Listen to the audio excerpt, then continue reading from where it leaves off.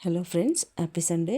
ಇವತ್ತೊಂದು Sunday special ಅಂತೇಳಿ ಒಂದು ಜಾಕ್ ಫ್ರೂಟಿಂದ ಪಕೋಡ ಮಾಡೋಣ ಬನ್ನಿ. ನಾನು ಇಲ್ಲಿ ಮೊದಲಿಗೆ ಒಂದು 4 ಸ್ಪೂನ್ ಅಕ್ಕಿ ಹಿಟ್ಟನ್ನು ಹಾಕಿದ್ದೀನಿ, ಒಂದು 2 ಸ್ಪೂನ್ ಚಿರೋಟಿ ರವೆ ಮತ್ತು ನಿಮಗೆ ಅವಶ್ಯಕ್ಕೆ ತಕ್ಕಂಗೆ ಕಡಲೆ ಹಿಟ್ಟನ್ನು ಹಾಕ್ಕೊಳ್ಳಿ ಫ್ರೆಂಡ್ಸ್, ಓಕೆನಾ. ಮತ್ತು ಒಂದು ಸ್ವಲ್ಪ ಟರ್ಮರಿಕ್ ಅಂತ ಹೇಳ್ತೀವಲ್ವ, ಟರ್ಮರಿಕ್ ಅಂದರೆ ಅರಿಶಿನ ಪುಡಿ, ಓಕೆ. ಸ್ವಲ್ಪ ಅರಿಶಿನ ಪುಡಿಯನ್ನು ಸಹ ಆ್ಯಡ್ ಮಾಡಿಕೊಳ್ಳಿ. ನಂತರ ಒಂದು 2 ಸ್ಪೂನ್ ಆಗೋಷ್ಟು ಎಳ್ಳನ್ನು ಸಹ ಆ್ಯಡ್ ಮಾಡಿ ಫ್ರೆಂಡ್ಸು. ಒಂದು ಅರ್ಧ ಸ್ಪೂನ್ ಜೀರಿಗೆ, ಒಂದು 1/4 ಸ್ಪೂನ್ ಆಗೋಷ್ಟು ಅಜ್ವಾನ ಅಥವಾ ಹೋಮ್ಕಾಳು ಅಂತ ಹೇಳ್ತೀವಲ್ವ, ಅದನ್ನು ಸಹ ಆ್ಯಡ್ ಮಾಡ್ಕೊಳ್ಬೇಕು. ಮತ್ತು ಒಂದು 4 ಲವಂಗ ಫ್ರೆಂಡ್ಸು, 4 ಲವಂಗವನ್ನು ಪೌಡರ್ ಮಾಡಿ ಹಾಕ್ಕೊಳ್ಬೇಕು. ಮತ್ತು ನಮಗೆ ರುಚಿಗೆ ತಕ್ಕಷ್ಟು, ನಿಮಗೆ ಖಾರ ಜಾಸ್ತಿ ತಿನ್ನೋರು ಹೆಚ್ಚಿಗೆ ಹಾಕ್ಕೊಳ್ಳಿ. ಬಟ್ ನಮಗೆ ಒಂದು 2 ಸ್ಪೂನ್ ಆಗೋಷ್ಟು ನಾನು ಅಚ್ಚ ಖಾರದ ಪುಡಿಯನ್ನು ಸಹ ಹಾಕ್ಕೊಳ್ತಾ ಇದ್ದೀನಿ, ಓಕೆನಾ. ಇಷ್ಟನ್ನು ಸಹ ಕಲಿಸ್ಕೊಳ್ಬೇಕು ಫ್ರೆಂಡ್ಸು. ಅದಾದ ನಂತರ ನಾನಿಲ್ಲಿ ಜಾಕ್ ಫ್ರೂಟನ್ನು ಹಚ್ಚಿಟ್ಕೊಂಡಿದ್ದೀನಿ ಸಣ್ಣ ಸಣ್ಣಕ್ಕೆ.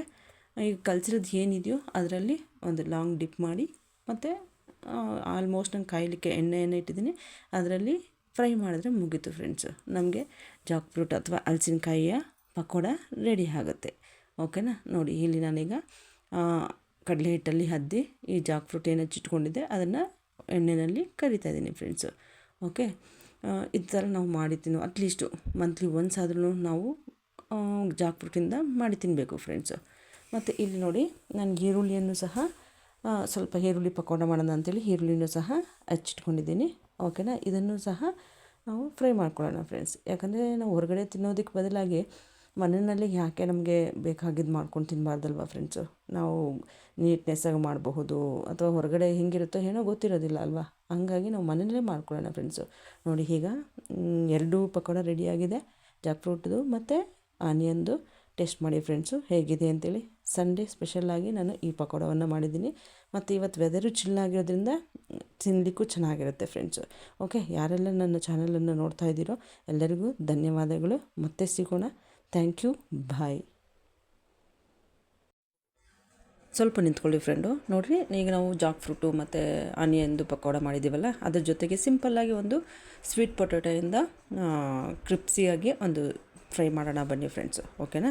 ಇಲ್ಲಿ ನಾನು ಸ್ವೀಟ್ ಪೊಟ್ಯಾಟೊ 2 ಇದ್ದಿದ್ದು, ಹಾಗಾಗಿ ಸ್ವೀಟ್ ಪೊಟ್ಯಾಟೋನ ಉದ್ದುದ್ದಕ್ಕೆ ಹಚ್ಕೊಂಡಿದ್ದೀನಿ, ಓಕೆ.